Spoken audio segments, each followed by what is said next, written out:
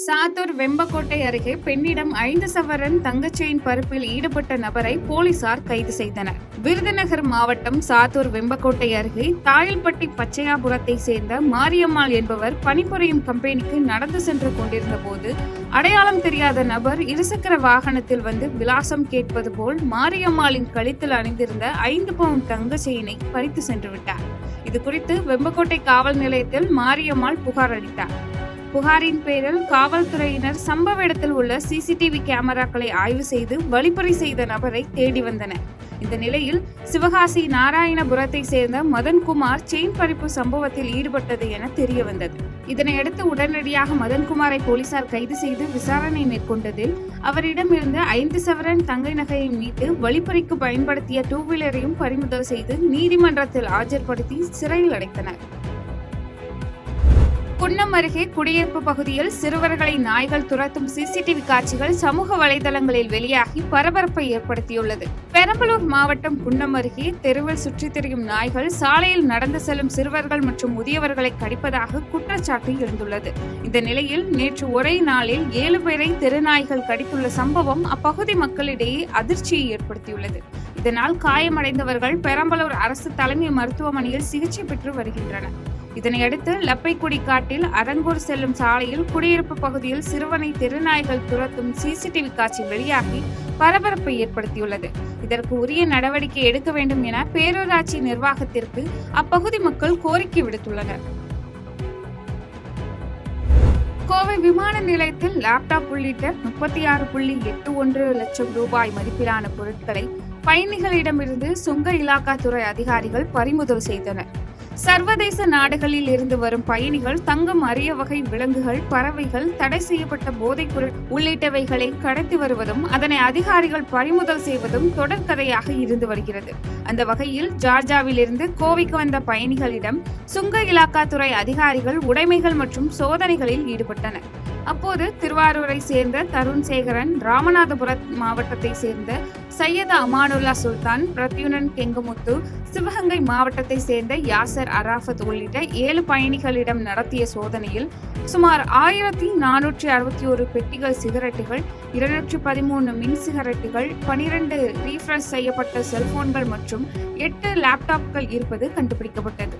தொடர்ந்து அவர்களிடம் இருந்த மொத்த பொருட்களின் மதிப்பு 36.81 லட்சம் ரூபாய் என மதிப்பிடப்பட்டுள்ளது. மேலும் இதைத் தொடர்ந்து அவர்களிடம் இருந்த பொருட்களை பறிமுதல் செய்த சுங்க இலாக்காத்துறை அதிகாரிகள் இது குறித்து விசாரணை நடத்தி வருகின்றனர்.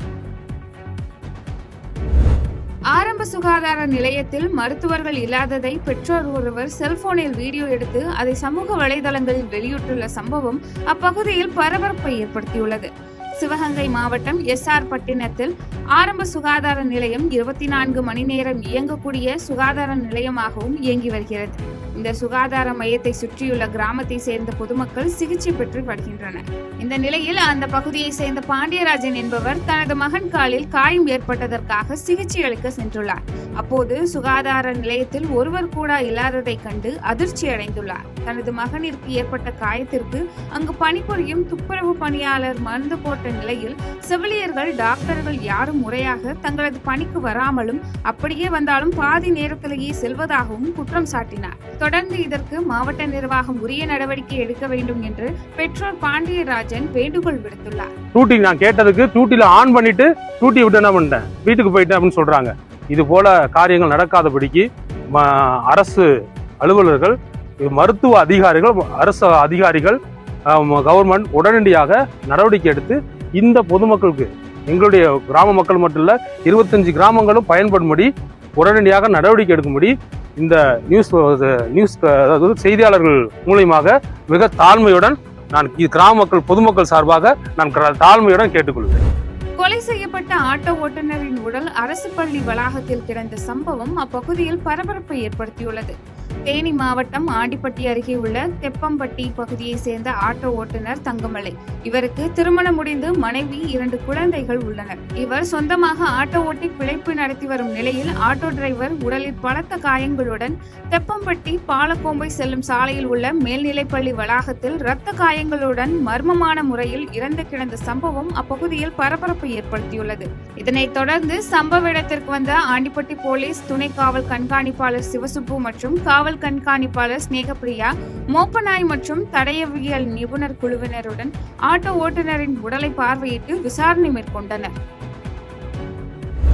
தைலாபுரம் அருகே 60 ஆண்டுகளுக்கு மேலாக இருக்கும் வீடுகளை காலி செய்ய சொல்லி முன்னாள் எம்பியின் மகன்கள் மிரட்டல் விடுவதாக பொதுமக்கள் வேதனை தெரிவித்துள்ளனர்.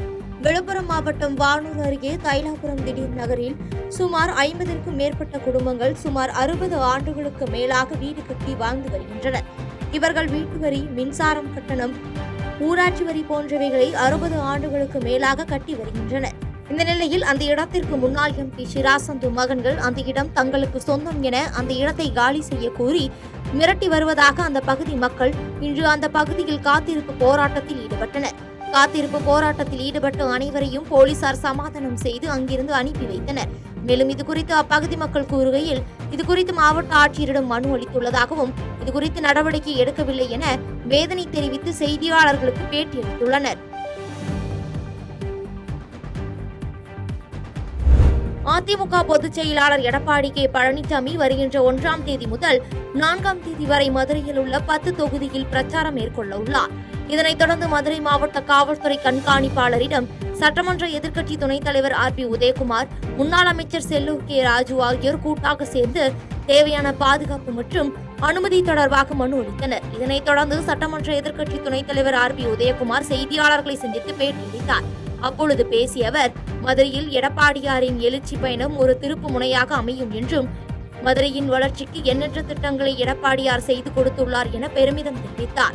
மேலும் இன்றைக்கு மதுரை மாநகராட்சி ஊழலால் தலை குனிந்து நிற்கிறது என காட்டம் தெரிவித்தார். மேலும் இந்த நிகழ்ச்சியில் மேலூர் சட்டமன்ற உறுப்பினர் செல்வம், முன்னாள் சட்டமன்ற உறுப்பினர்கள் உட்பட பலர் கலந்து கொண்டனர். நத்தம் அருகே தாய் தந்தையை இழந்த பள்ளி மாணவிக்கு தன்னார்வலர்கள் வீடு கட்டி கொடுத்துள்ள சம்பவம் நெகிழ்ச்சியை ஏற்படுத்தியுள்ளது. திண்டுக்கல் மாவட்டம் நத்தம் அருகே சின்னக்காட்டுப்பட்டியில் முருகேசன் அழகேஸ்வரி தம்பதிக்கு கஸ்தூரி, ஹரிஷ் என 2 குழந்தைகள் உள்ளனர். இந்நிலையில் கடந்த 10 ஆண்டுகளுக்கு முன்னர் அழகேஸ்வரி மூளை கட்டி புற்று நோயால் உயிரிழந்தார். இதனையடுத்து முருகேசன் கடந்த 5 ஆண்டுகளுக்கு முன்பு மாரடைப்பால் உயிரிழந்தார். பெற்றோரை இழந்த குழந்தைகள் அவர்களின் தந்தை முருகேசன் தாயார் வயதான வீரலட்சுமி என்பவருடன் மண்குடிசை வீட்டில் வாழ்ந்து வந்தனர். மழைக்காலங்களில் இந்த மண்குடிசை வீட்டில் வசிக்க இயலாத நிலையில் மிகவும் சிரமத்துடன் குடியிருந்து வந்தனர். இவர்களின் ஏழ்மை நிலையை அறிந்த பசியில்லா வடமதுரை என்னும் தன்னார்வ தொண்டு நிறுவனம் இவர்களுக்கு உதவ முன்வந்து அவர்கள் குடியிருந்த மண்குடிசை வீட்டை அகற்றிவிட்டு தற்போது சுமார் 3 லட்சம் ரூபாய் செலவிலான வீடு கட்டி கொடுத்துள்ளனர். அந்த வீட்டின் புதுமனை புகு விழா இன்று ஊர் மக்கள் முன்னிலையில் சிறப்பாக நடைபெற்றது. விஜய் மக்கள் மத்தியில் சினிமா கதாநாயகனாக தான் தன்னை அடையாளம் காட்டிக் கொள்கிறார் என்றும் விஜயை அரசியல்வாதியாக நாங்கள் அங்கீகரிக்கவில்லை என முன்னாள் அமைச்சர் நத்தம் ரா விஸ்வநாதன் பேட்டியளித்துள்ளார்.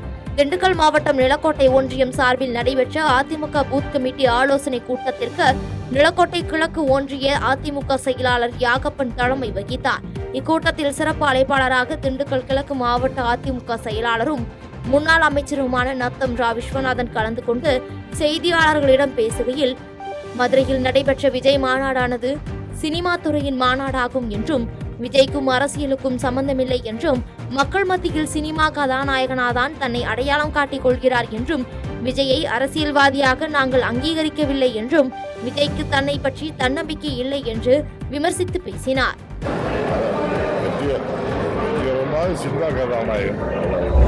கண்ணகி நகரில் மின்சாரம் தாக்கி உயிரிழந்த தூய்மை பணியாளர் வரலட்சுமியின் குடும்பத்திற்கு 20 லட்சம் ரூபாய் இழப்பீடு வழங்க தமிழ்நாடு அரசு உத்தரவிட்டிருந்த நிலையில் அதனை அமைச்சர் மா சுப்பிரமணியன் வழங்கினார்.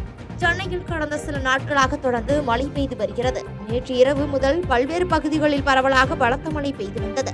இந்த நிலையில் சென்னை கண்ணகி நகர் பகுதியில் மழைநீரில் மின்சார கேபிள் அறுந்து விழுந்து மின்சாரம் பாய்ந்ததில் பெண் தூய்மை பணியாளர் வரலட்சுமி என்பவர் பரிதாபமாக உயிரிழந்தார்.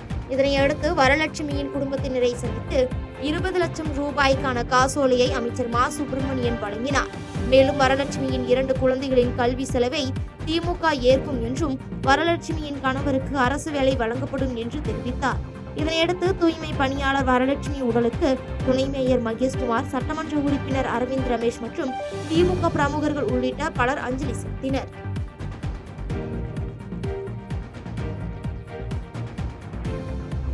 பாஜக ஆளாத மாநிலங்களில் தொடர்ந்து பல தொல்லைகளை மத்திய அரசு ஏற்படுத்தி வருவதாக முதலமைச்சர் மு க ஸ்டாலின் குற்றம் சாட்டியுள்ளார். சென்னை கலைவாணர் அரங்கில் மத்திய மாநில உறவுகள் குறித்த தேசிய கருத்தரங்கு நடைபெற்றது. இதனை முதலமைச்சர் மு க ஸ்டாலின் தொடங்கி வைத்து நிகழ்ச்சியில் உரையாற்றினார். அப்போது மாநில சுயாட்சி குறித்த கருத்தரங்கை மாநில அரசு சார்பில் தொடங்கி வைப்பதில் மகிழ்ச்சி அளிப்பதாகவும், தமிழ்நாட்டின் பல முற்போக்கான சட்டங்களுக்கு வழிவகுத்தது திராவிட இயக்கம்தான் என்று தெரிவித்தார்.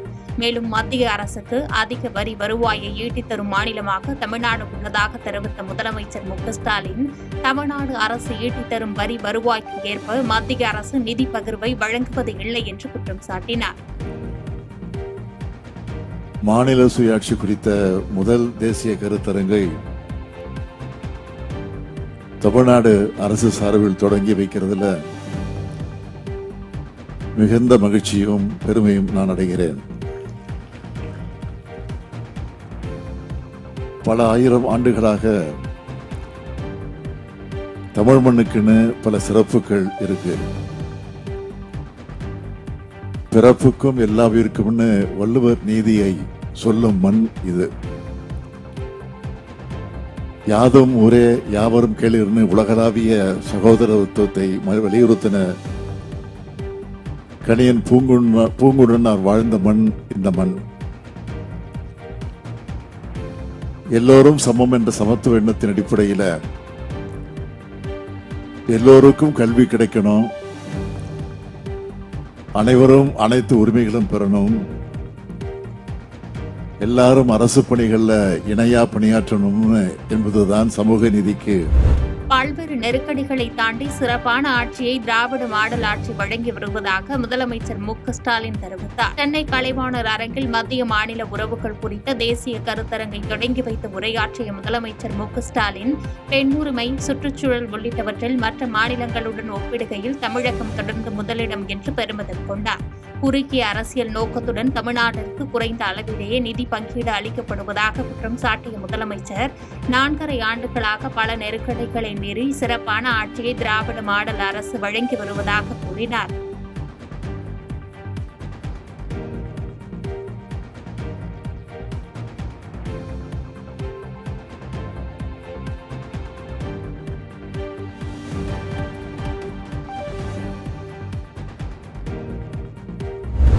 இந்தியை திணிப்பதில் தீவிரம் காட்டும் மத்திய அரசுக்கு எதிராக பல போராட்டம் நடத்தி தமிழகம் வென்றுள்ளதாக முதலமைச்சர் மு க ஸ்டாலின் தெரிவித்துள்ளார். சென்னை கலைவாணர் அரங்கில் மத்திய மாநில உறவுகள் குறித்து தேசிய கருத்தரங்கில் உரையாற்றிய முதலமைச்சர், அளவுக்கு மீறிய அதிகார குவியல்களால் மத்திய அரசுக்கு ரத்த கொதிப்பும் மாநில அரசுகளுக்கு ரத்த சோகையும் ஏற்பட்டுள்ளதாக தெரிவித்தார். இந்தியை திணிப்பதில் தீவிரம் காட்டும் மத்திய அரசுக்கு எதிராக பல போராட்டம் நடத்தி தமிழகம் வென்றுள்ளதாக கூறிய முதலமைச்சர், தமிழகத்திலிருந்து எழுந்த மாநில சுயாட்சி முழக்கம் தற்போது பல மாநிலங்களில் எழுந்துள்ளது என்றும், இந்தியாவின் மீது அக்கறை கொண்ட எல்லோரும் மாநிலங்களின் சுயாட்சிக்கு குரல் கொடுக்க வேண்டும் என்று கேட்டுக் கொண்டார். மாநிலங்கள் தன்னிறைவு பெற்ற புதிய இந்தியா உருவாகும் என நம்புவதாக பேசிய முதலமைச்சர், மாநிலத்தில் சுயாட்சி, மத்தியில் கூட்டாட்சி என்ற நிலை தொடர தமிழ்நாடு போராடும், தமிழ்நாடு வெல்லும் என்று சூளுரைத்தார். தமிழ்நாட்டிலிருந்து எழுப்பப்படக்கூடிய இந்திய ஆதிக்க எதிர்ப்பு மாநில உரிமை முழக்கத்தை இப்போ இந்தியாவோட பல மாநிலங்களில் ஏற்றுக்கொள்ளக்கூடிய நிலைக்கு வந்திருக்கிறாங்க. கர்நாடகா, மேற்கு வங்க மாநிலங்கள்ல இருமொழி கொள்கையை ஆதரிச்சு குரல் எழுப்புறாங்க. 2025 மகாராஷ்டிரா மாநிலத்தில் உத்தவ் தாக்கரே, ராஜ் தாக்கரே இணைஞ்சு இந்திய எதிர்ப்பு பேரணியை நடத்தினதும், பாஜக ஏக்நாத் ஷிண்டே கூட்டணி ஆட்சியோட பாஜக முதலமைச்சர் பட்னாவிஸ் அவர்கள் மராட்டிய மாநிலத்தில் இந்தி கட்டாயம் கிடையாதுன்னு அறிவித்தார். இது இந்தியாவிலே இன்றைக்கு பார்க்கிறோம். 2011 விஜயகாந்திற்காக வாக்கு சேகரித்தவன் நான், அப்போது அவருக்கு ஆதரவாக விஜய் வரவில்லை என்று சீமான் விமர்சித்துள்ளார். தாவேக மாநாட்டில் விஜய் சொன்ன குட்டி கதை வீடியோ இணையத்தில் வைரலான நிலையில் இதே கதையை சீமான் ஏற்கனவே சொல்லிவிட்டதாக ஒரு வீடியோ வைரலாகி வருகிறது. இதற்கு பதிலளித்த சீமான், அண்ணனிடம் கற்றதை தம்பி சொல்லியிருக்கிறார், நானும் எங்கேயோ கற்றதுதானே, தவறொன்றுமில்லை என்று பேசியுள்ளார். 60 ஆண்டுகளுக்கு மேல் அதிகாரத்தில் இருக்கும் ஒரு சித்தாந்தத்தை வெறும் சினிமாவை வைத்து வீழ்த்திவிட முடியாது என்று தெரிவித்த சீமான், 2011 விஜயகாந்திற்காக வாக்கு சேகரித்தவன் நான், அப்போது அவருக்கு ஆதரவாக விஜய் வரவில்லை என்று தெரிவித்தார். இல்ல, தம்பியை பொறுத்தவரைக்கும் நீங்க நான் என்ன பாக்குறேன்னா, ஒரு அரை மணி நேரம் உரை, ஒரு மாநாட்டுல ஒரு இனத்தை வழிநடத்தி அதிகாரத்தை வரணும்னு நினைக்கிற ஒரு தலைவன் ஒரு மாநாட்டுக்குன்னு ஒரு உரை தேவை. அதுல கடந்த முறை நீங்க கொள்கை வழிகாட்டியா சொன்ன யாரையும் இந்த வாட்டி பேசல. அது விட்டுட்டு திடீர்னு பேரறிஞர் அண்ணாவையும் பெருந்தகை எம்ஜிஆர் அவர்களையும் எடுத்து விட்டீங்க. ஒருத்தர் ஒரு கட்சியை தொடங்கினவர், இன்னொருத்தர் இன்னொரு கட்சியை தொடங்கினவர். எந்த கட்சியை ஒழிக்கணும்னு என் தம்பி சொல்றாரோ அந்த கட்சியை தொடங்கின பெருமானே அவர் அண்ணா அவர்கள் தான்.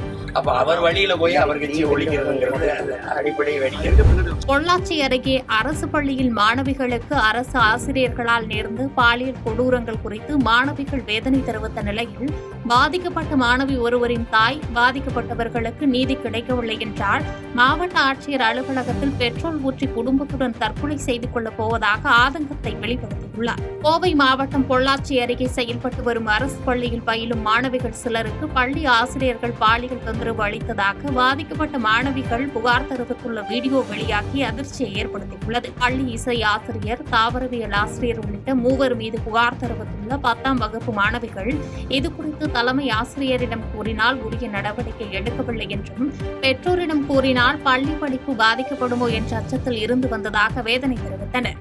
மேலும் தப்பான கண்ணோட்டத்துடன் அணுகுவதாகவும், அந்தரங்க பகுதிகளை தவறான நோக்கத்தில் பாலியல் ரீதியாக தொடுவதாகவும் அடுக்கடுக்கான புகார் தெரிவித்த நிலையில் மகளிர் காவல் நிலைய போலீசார் மற்றும் கல்வித்துறை அதிகாரிகள் விசாரணை மேற்கொண்டு வருகின்றனர்.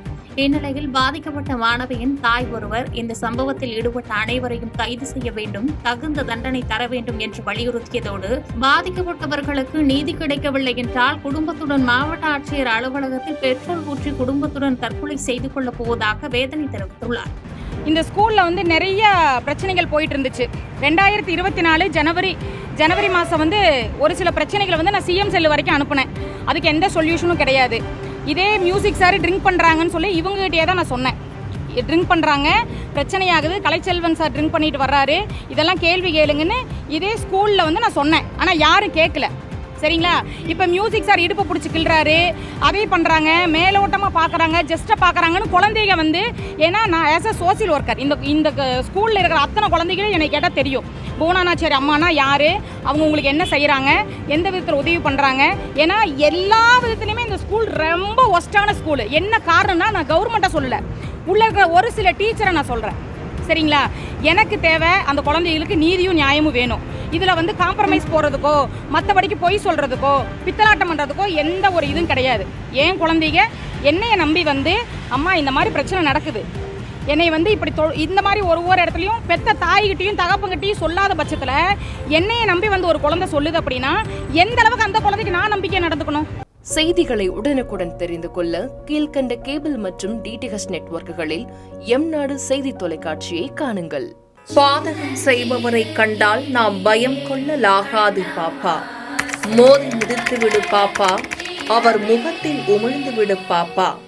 அண்மை செய்திகளை உடனுக்குடன் தெரிந்து கொள்ள இணைந்திருங்கள் எம்நாடு தொலைக்காட்சியுடன்.